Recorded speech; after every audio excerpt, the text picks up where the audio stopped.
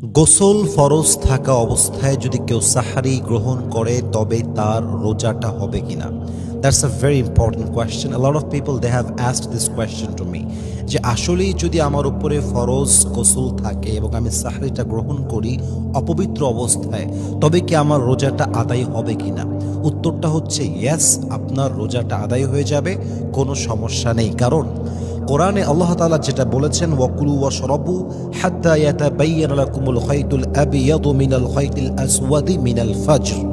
এখানে আল্লাহ তাআলা ফজর পর্যন্ত সাহরি গ্রহণ করার পারমিশন দিয়েছেন। এখানে তিনি এই আয়াতে কোনো প্রকার কোনো গোসলের শর্ত কিংবা পবিত্রতার সম্পর্ক অ্যাড করেন নাই, মেনশন করেন নাই।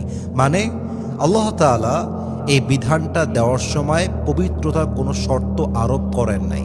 হাদিসে আসছে আল্লাহ রসুল সাল্লাল্লাহু আলাইহি ওয়াসাল্লাম, কানা রাসূলুল্লাহ সাল্লাল্লাহু আলাইহি ওয়াসাল্লাম ইউদরিকুহুল ফাজরু ওয়া হুয়া জুনুবুম মিন আহলিহি সুম্মা ইয়াগতাসিলু ওয়া ইয়াসুমু।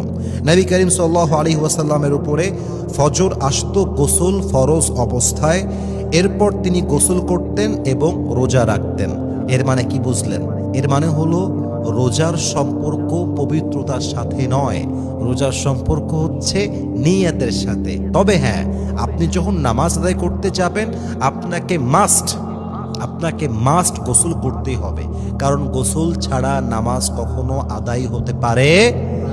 তাহলে ক্লারিফিকেশনটা আমরা কি পেলাম? গোসলের সম্পর্ক রোজার সঙ্গে নয়, কারণ রোজাটা পবিত্রতার উপরে ডিপেন্ডেবল নয়, কিন্তু নামাজের সঙ্গে গোসলটা সম্পৃক্ত, কারণ নামাজটা পরিপূর্ণরূপে পবিত্রতার শর্তের উপরে আরোপ করা হয়েছে। পবিত্রতা ছাড়া নামাজ আদায় হবে না।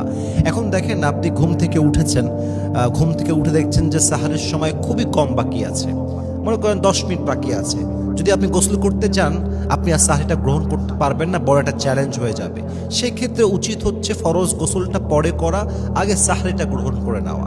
আজান হওয়ার পরে গোসল করে নেবেন, বাস ফজরের জন্য রেডি হয়ে যাবেন। বাকি আমার একটা কথা আমি বলতে চাই, সেটা হচ্ছে ইসলামের বিধান বা ইসলামের দেওয়া সবচেয়ে উত্তম পন্থা হচ্ছে ফরজ গোসল যখন হয়ে যাবে তখনই করে নেওয়া। ডোন্ট বি লেট, দেরি করতে যাবেন না। এখন যুবকদের প্রবলেমটা কোথায়? স্বপ্নদোষ হয়েছে, ফজর সময় ঘুম থেকে উঠছে, এখন ঘুম থেকে গোসল করতে লজ্জা লাগে, কারণ বাপ মা দেখবে, এই সেই ঝামেলা, অনেকে ভয় পায়। এটা আসলে লজ্জার কোনো বিষয় নয়, এটা মানুষের নেচার, এটা স্বভাব। আপনি গোসল না করলে আপনার পবিত্রতা আসবে না।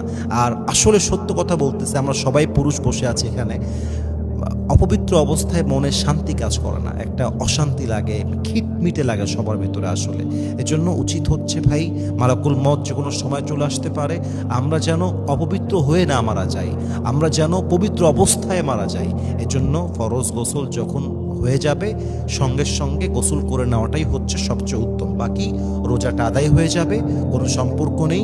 রোজা আপনি আদায় করতে পারবেন, স্টার্ট করতে পারবেন, সাহরি গ্রহণ করতে পারবেন, বাট জাস্ট নামাজের পূর্ব মুহূর্তে গোসলটা আদায় করতে হবে। আল্লাহ রাব্বুল ইজ্জত ওয়াল জালাল যেন আমাদের সবাইকে আমল করার তৌফিক দান করে, আমিন।